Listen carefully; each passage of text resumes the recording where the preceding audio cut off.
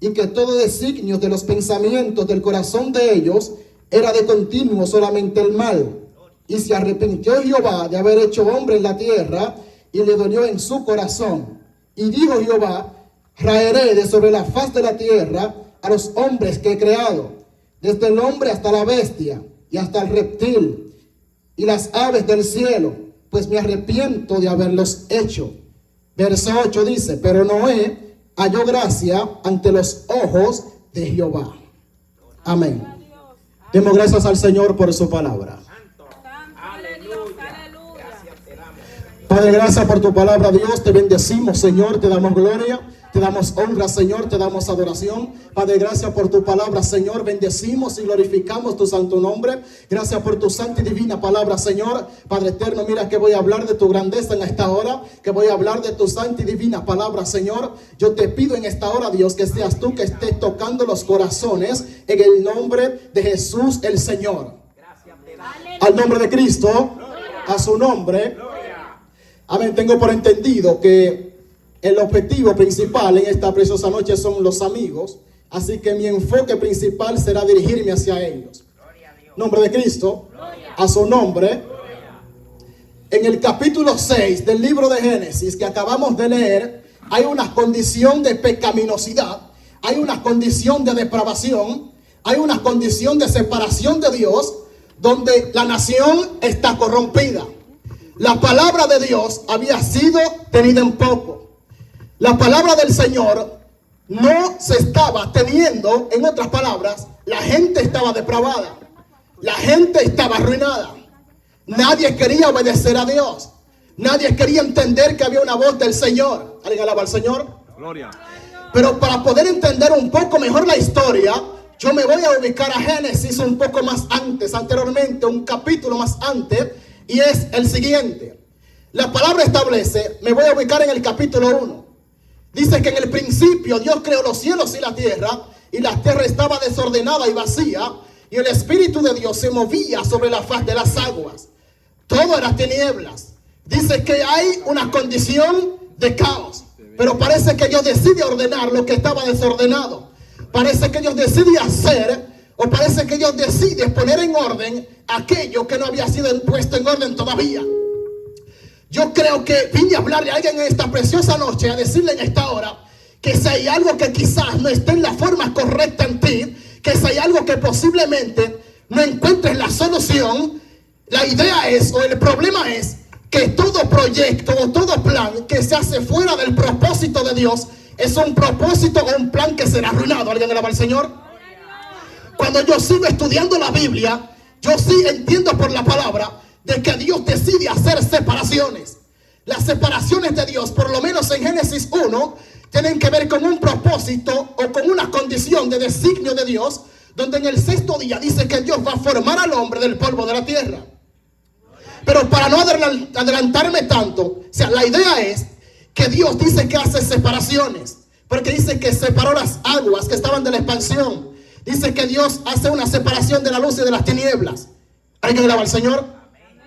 O sea, parece que las separaciones de Dios van a llevar a cabo un propósito determinado. Es decir, a veces Dios decidirá separar algunas cosas de nosotros para encaminarnos al propósito de Dios. ¿Alguien alaba al Señor?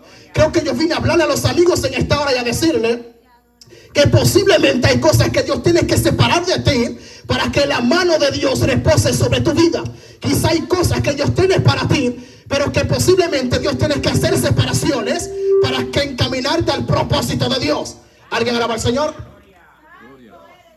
Cuando seguimos más adelante en el capítulo 6, la palabra establece que Dios dice que toma y forma al hombre del polvo de la tierra.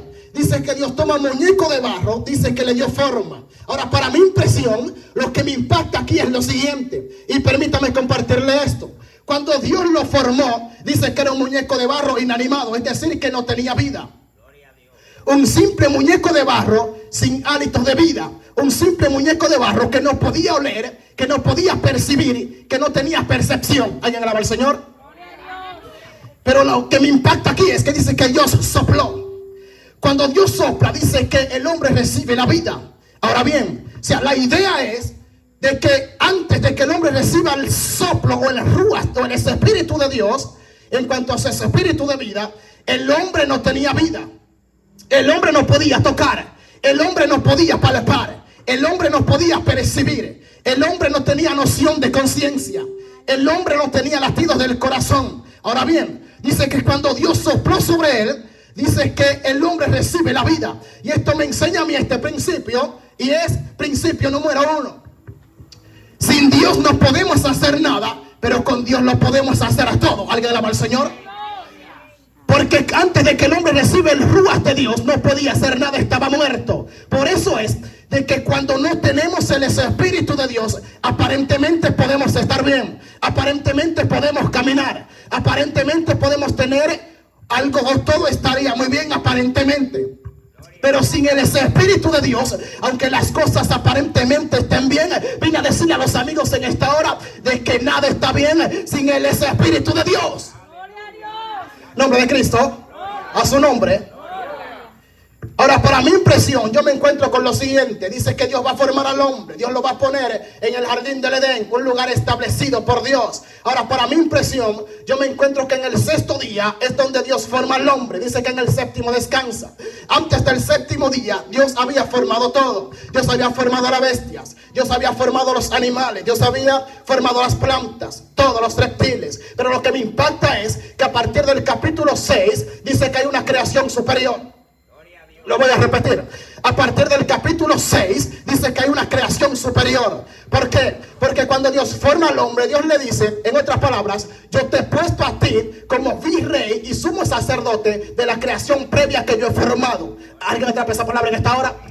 Es decir, que cuando Dios toma forma al hombre, Dios lo pone en una posición superior a la creación que Dios había hecho antes. En otras palabras, Dios le dice, yo te voy a dar autoridad sobre la bestia que antes formé. Número 1, yo te voy a dar autoridad sobre los animales que antes formé.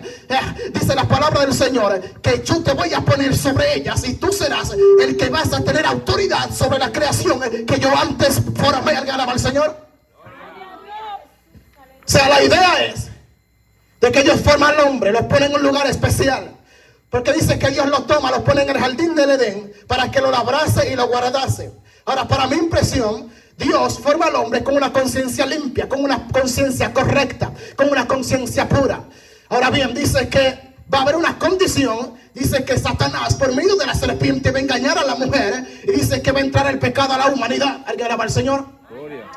En cuanto a la concepción del pecado en el Génesis, o en cuanto al pecado original, yo me encuentro con algo muy importante. Y es que por medio de la palabra podemos entender de que hay algunos principios fundamentales en cuanto a la caída del hombre. Es decir, cuando Satanás tienta a la mujer, Satanás toca algunos puntos de la mujer. Es decir, toca sus ojos o su vista, toca su corazón. Es decir, en otras palabras, aquí podemos entender algunos principios. Y es principio número 1, es ansiedad de poder. Principio número 2, es vanidad de los ojos. Principio número 3, es querer tener algo que no hemos tenido todavía. ¿Alguien alaba al Señor?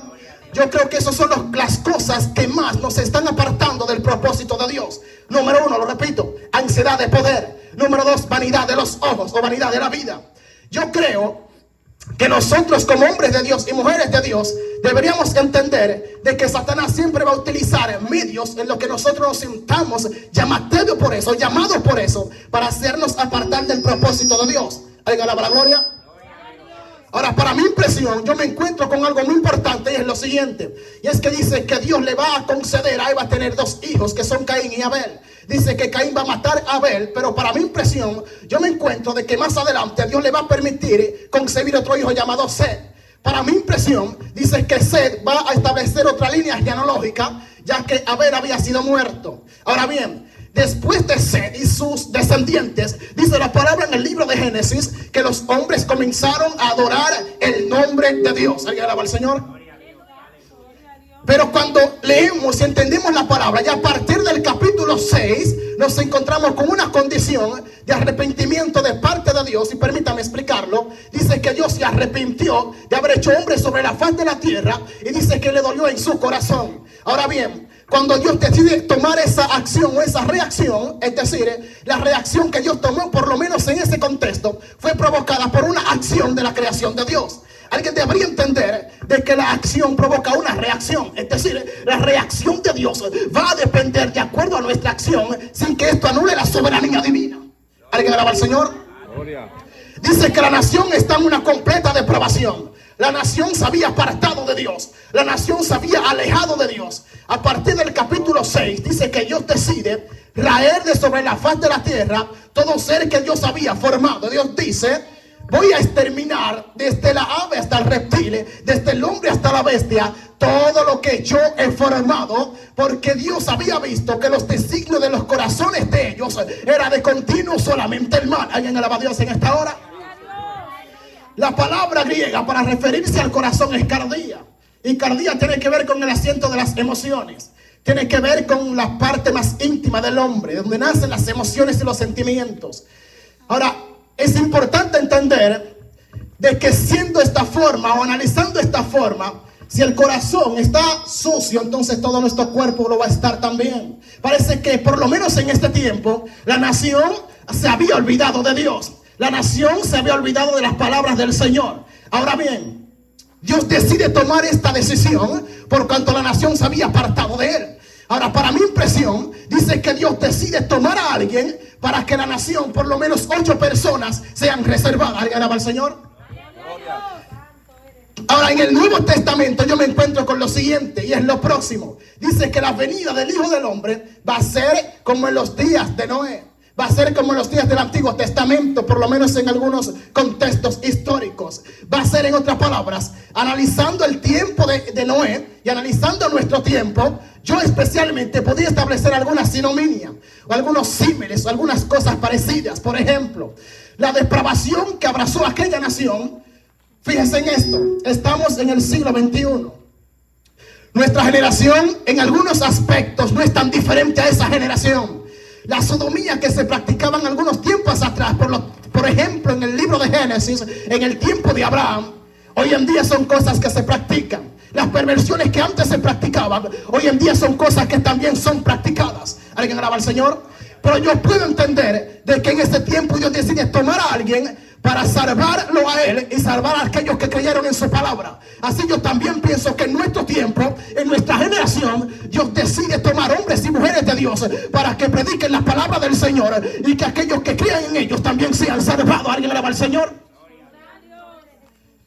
Para mi impresión, Dios le dice a este hombre de Dios: anda, hazte un arca de madera de gofer, y dice que la vuelva impermeable, porque iba a venir un diluvio mundial.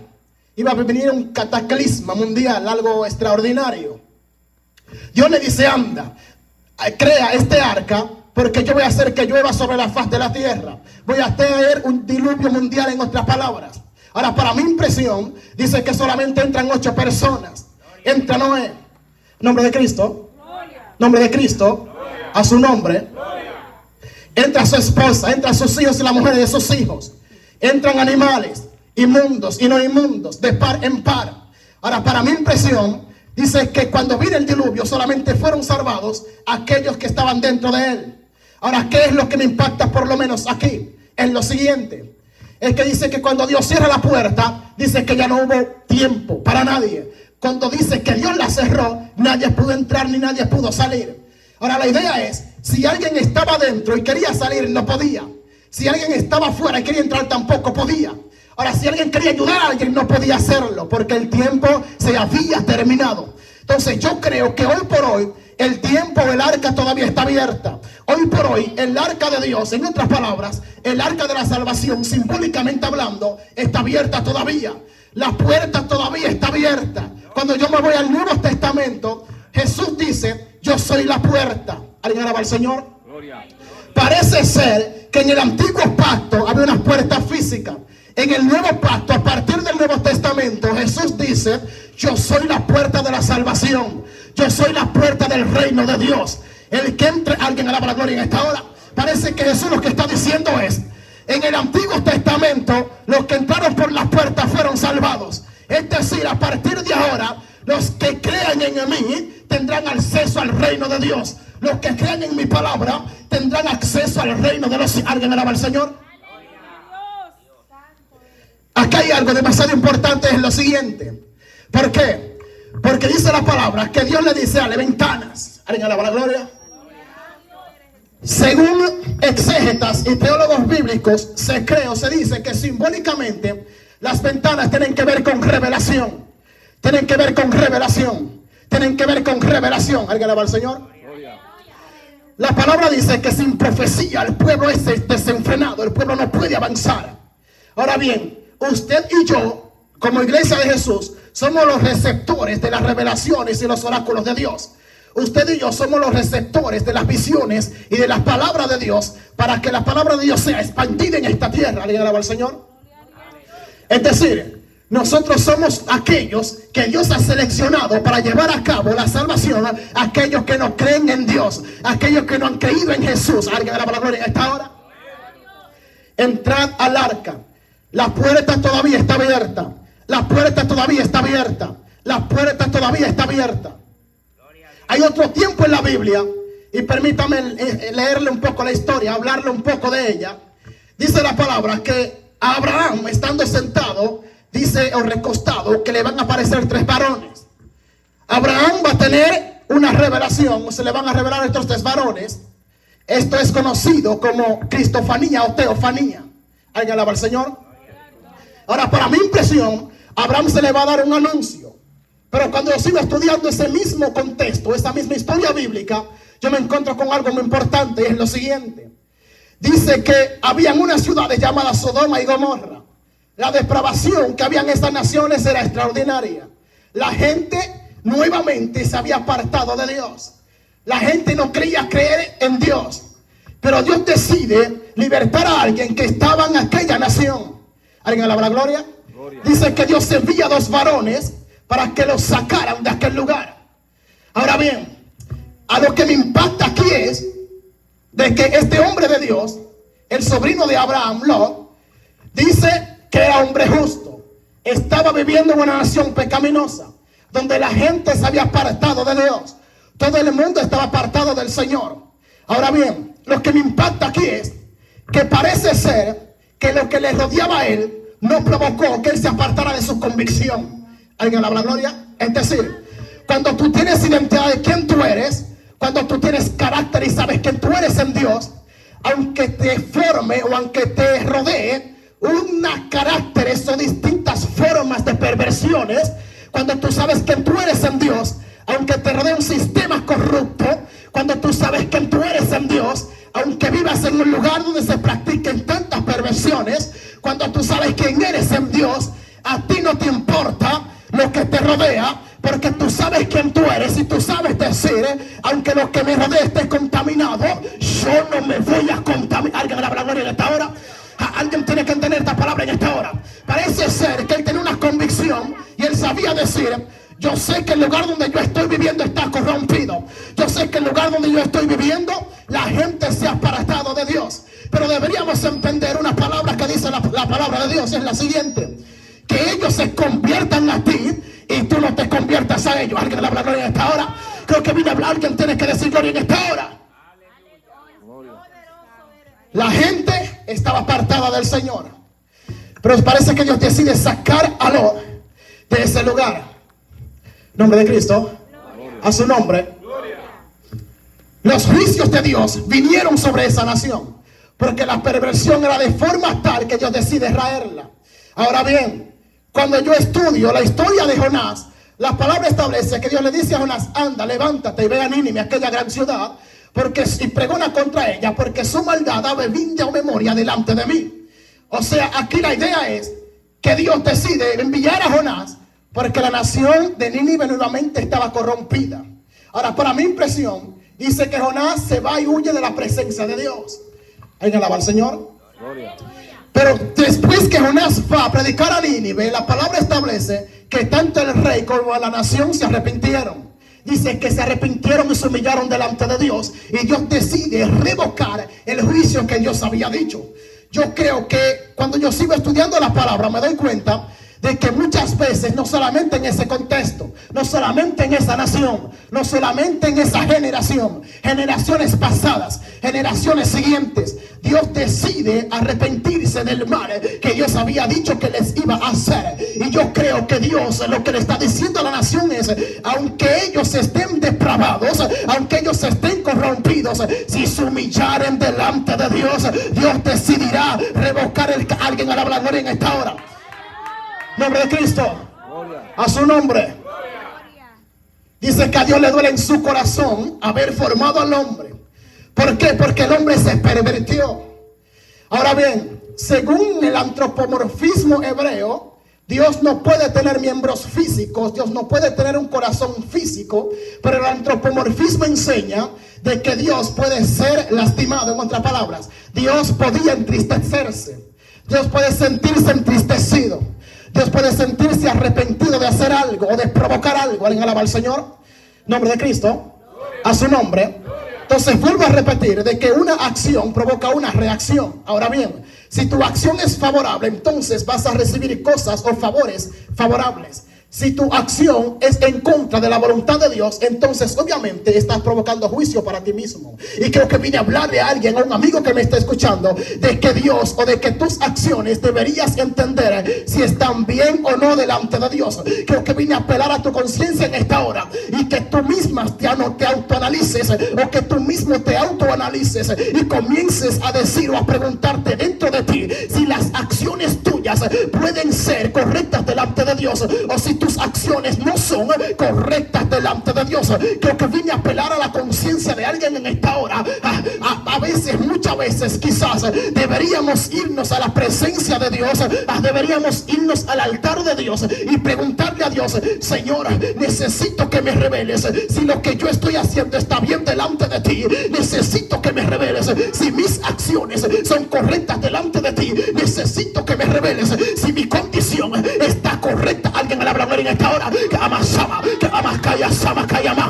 Creo que vine a hablarle a alguien en esta hora y a apelar a la conciencia de alguien y a decirle: necesitamos ir a la presencia de Dios. Necesitamos a alguien. Tiene que alabar a Dios.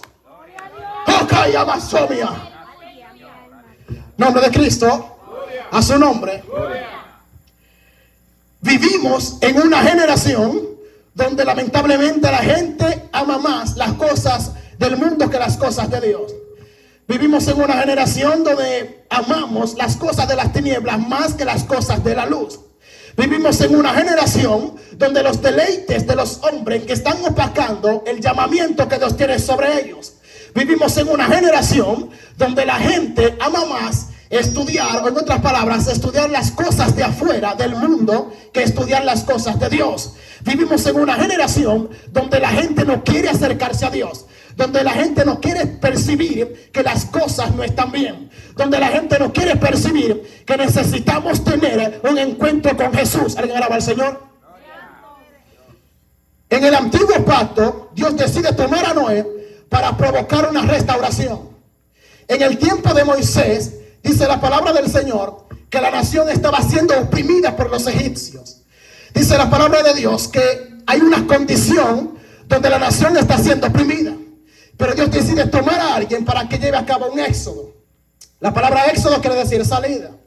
En el antiguo pacto hay algunos éxodos, pero el que más tiene preeminencia es el éxodo del antiguo pacto en el segundo libro de la Biblia. Ahora bien, deberíamos entender de que por lo menos Moisés es un tipo del libertador del nuevo pacto, que es Jesús. Así como Moisés liberta a los hijos de Israel de la esclavitud, en el nuevo pacto hay un nuevo libertador, hay un nuevo restaurador, hay una nueva persona que va a llevar a cabo un éxodo superior. ¿Alguien alaba la gloria? Esa persona es Jesús. Esa persona es Jesús. Jesús es la persona que fue marcada por Dios. Jesús es la persona o la segunda persona de la Trinidad que vino a esta tierra para libertarnos del pecado, para libertarnos de la esclavitud, para libertarnos de la opresión. Ahora bien, en el Antiguo Testamento, según exégetas e historiadores bíblicos, Egipto tiene que ver con yugo, tiene que ver con esclavitud, tiene que ver con el pecado que asedia al mundo. Para mi impresión, Dios decide sacar a los hijos de Israel de Egipto para llevarlos a la tierra de Canaán. Simbólicamente, Canaán representa la palabra de Dios. En otras palabras, la tierra prometida que Dios ha decidido darle a aquellos que le siguen o a aquellos que creen en Él. Permítame compartirle esto. Dios los saca de Egipto y los lleva a la tierra de Canaán. En el Nuevo Testamento, la idea es que Jesús nos saca del pecado para llevarnos a su luz admirable. ¿Alguien atrapa esta palabra? Y creo que vine a decirle a los amigos en esta hora de que vine a presentarte a Jesús, de que vine a presentarte a esa persona que te quiere libertar, de que vine a presentarte a esa persona que te quiere sacar de Egipto para llevarte a la tierra de Canaán. Ahora, para mi impresión, yo me encuentro con algo muy importante, y es lo siguiente: salen muchísimas personas de Egipto. De las personas que salen solamente entran 2. Todos los otros que entran nacen en el desierto. Entonces yo me pregunto, ¿qué pasó? O sea, la idea es de que la clave para alcanzar la promesa de Dios está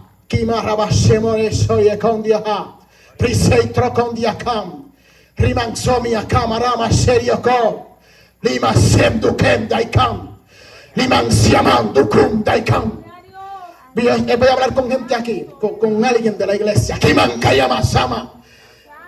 ¿Sabe usted por qué solamente entran 2 personas? Los demás que entran nacen en el desierto. Todos los otros que salen mueren en el desierto. ¿Por qué? Porque no aprendieron a obedecer a Dios en medio del desierto. Yo creo que la clave para alcanzar la promesa de Dios es aprender a obedecer a Dios en medio del desierto. Cuando aprendemos a obedecer a Dios en medio de la situación, entonces vamos a ser capaces de alcanzar la promesa de Dios. Creo que vine a hablarle a alguien en esta hora y a decirle de que posiblemente Dios lo que te está diciendo es: tienes que aprender a obedecer a Dios en medio de la situación. Tienes que aprender a creer a Dios en medio del proceso. Creo que yo lo que te está tratando de decir es: en el proceso es donde yo te voy a enseñar las palabras que yo te he dicho. Alguien tiene que alabar a Dios en esta hora. Creo que vine a decirle a alguien en esta hora que Jesús decide irse al monte para ayunar y para orar, y cuando bajó del monte bajó con la revelación, pero tuvo que pasar un proceso. ¿Alguien atrapa esta palabra? Nombre de Cristo, a su nombre. La puerta todavía está abierta. La puerta todavía está abierta. Amigos que me escuchan, vine a presentarte a Jesús. Amigos que me escuchan, vine a presentarte al libertador, que puede sacarte de la esclavitud del pecado, que puede sacarte de la